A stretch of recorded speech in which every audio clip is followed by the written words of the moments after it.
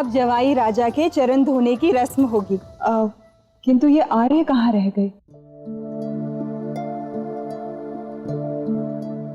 ये लीजिए आगे।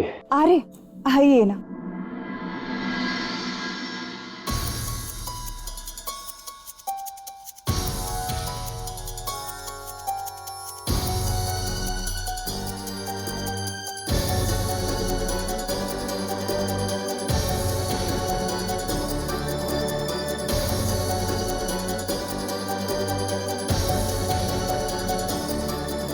आर्य, इस घर में सबसे बड़े तो आप ही हैं, चरण आपको ही धोने होंगे।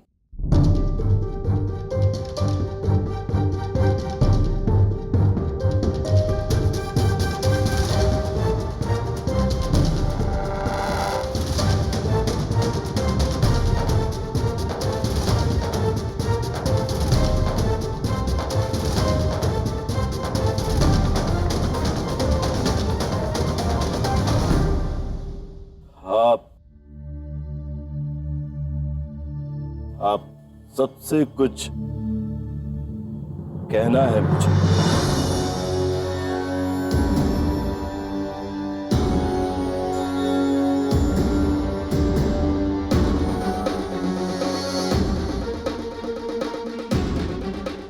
मेरा पुत्र आयन आपकी पुत्री राधा से बहुत प्रेम करता है।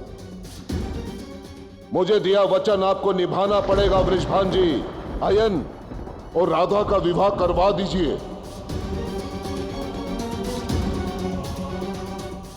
मैं बरसाना का मुखिया वृषभान अपने परम मित्र को वचन देता हूं कि जीवन में एक बार उनकी जो भी इच्छा होगी मैं उसकी पूर्ति करूंगा।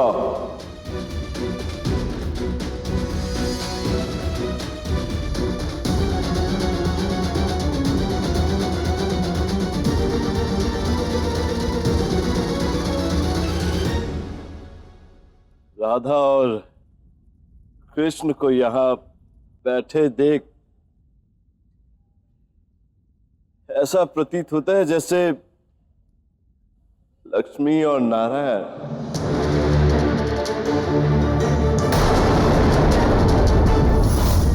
स्वयं मेरे सामने बैठे। मैं नारायण के चरण अवश्य धोऊंगा।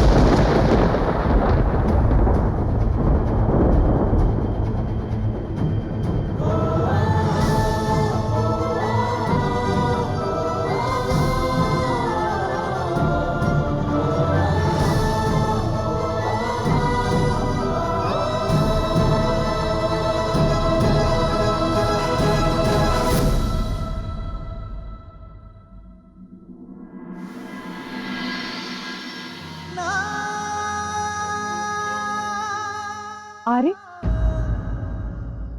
अरे, रसोई घर में आपकी थाल पड़ी है, आपने भोजन भी नहीं किया। क्या हुआ? भूख नहीं है मुझे। क्या हुआ? अरे आपकी उग्रपद जी से क्या बात हुई?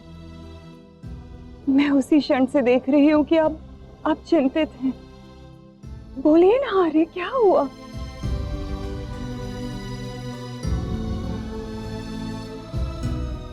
पूरा जीवन तुम्हारे साथ बीत गया कीर्तिदा, अब तुमसे क्या छुपाना। कृपा जी ने अपना वचन मांगा। उन्होंने कहा है कि मैं राधा का विवाह कृष्ण से करवा और उनके पुत्र इनके साथ करवा दूं। ये आप क्या कह रहे हैं यार? उग्रपति ऐसा कैसे कह सकते हैं? ये असंभव है, ये असंभव है। अरे ये क्या कह रहे हैं आप? संभव या असंभव, किंतु सत्य तो यही है कीर्तिदा। और अगर मैंने अपना वचन तोड़ दिया तो मुझे समाज से निष्कासित कर दिया जाएगा, सब कुछ समाप्त हो जाएगा कीर्तिदा। पशु का मान, सम्मान, गरिमा, सब कुछ।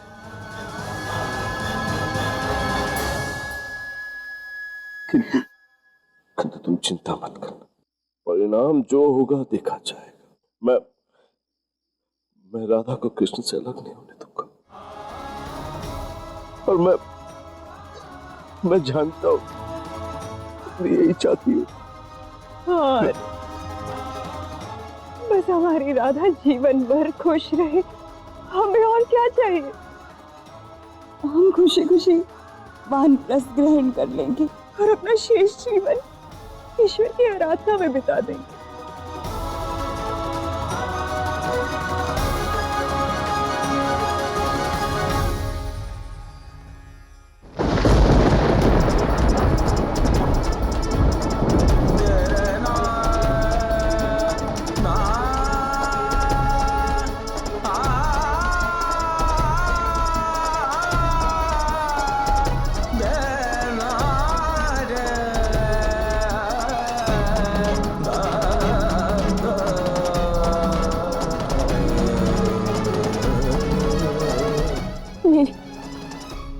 मेरे माँ बाबा केवल मेरी प्रसन्नता के लिए इतना बड़ा त्याग करेंगे? अपने मान सम्मान गौरव गरिमा मेरे सुख के लिए सब छोड़ देंगे?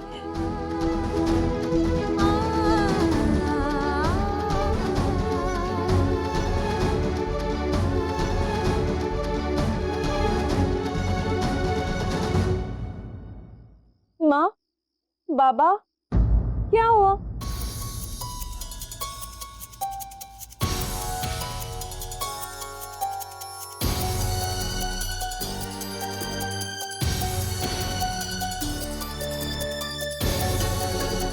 आप दोनों रो क्यों रहे हैं?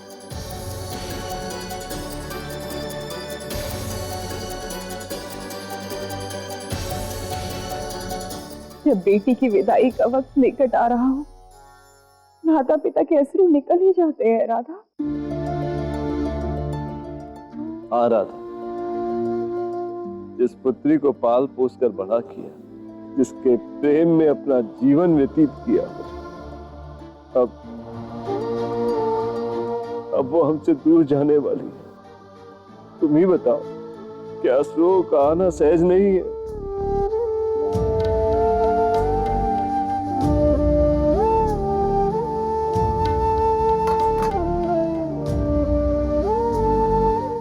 आज से पहले ये भाव इतना प्रबल कभी अनुभव नहीं हुआ बाबा,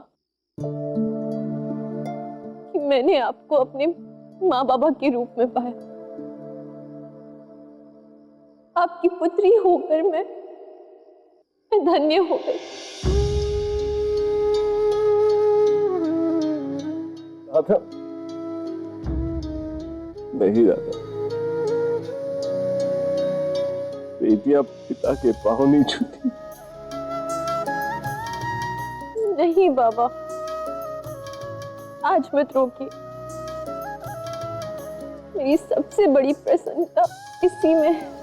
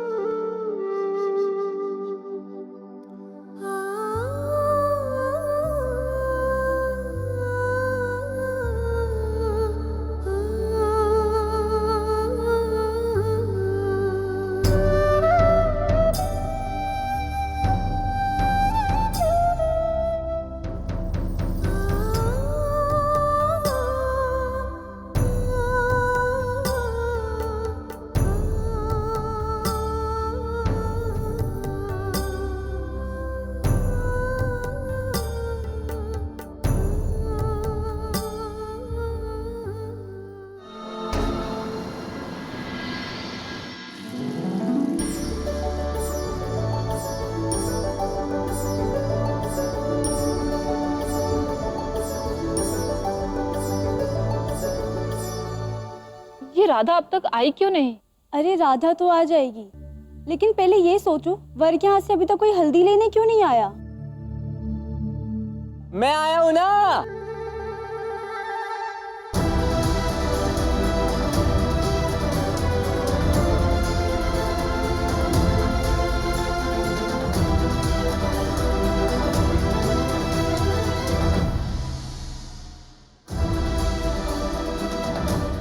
कदाचित ये संसार में पहली बार हो रहा होगा कृष्ण कि वर स्वयं आया है अपनी हल्दी लेने। अरे मनुष्य होने का यही तो लाभ है, इतनी छोटी छोटी किंतु सुंदर क्षणों को हम जी सकते हैं, इसका आनंद ले सकते हैं, और क्या चाहिए।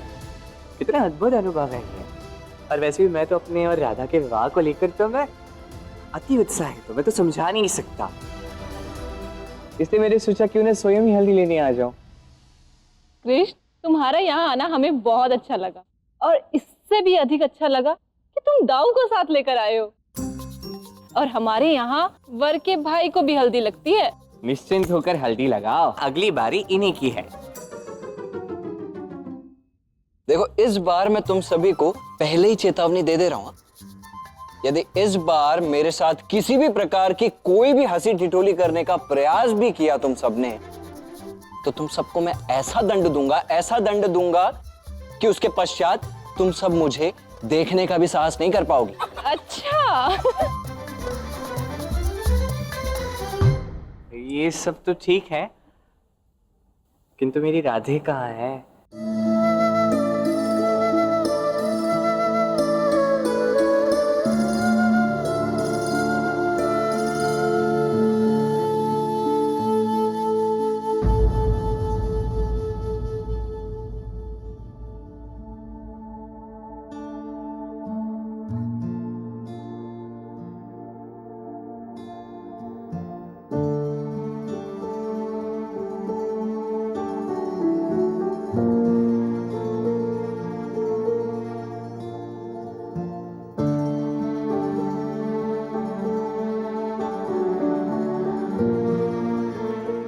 क्या हुआ?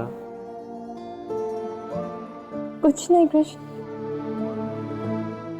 बस विवाह के लिए तुम्हारा उत्साह देखकर अति प्रसन्न हूं।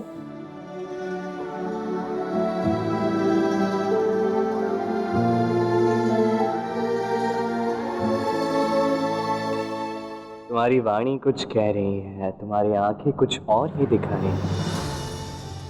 अवश्य ही कोई चिंता है जो तुम्हें कष्ट दे रही है। अब सत्य कहो, बताओ क्या हुआ है?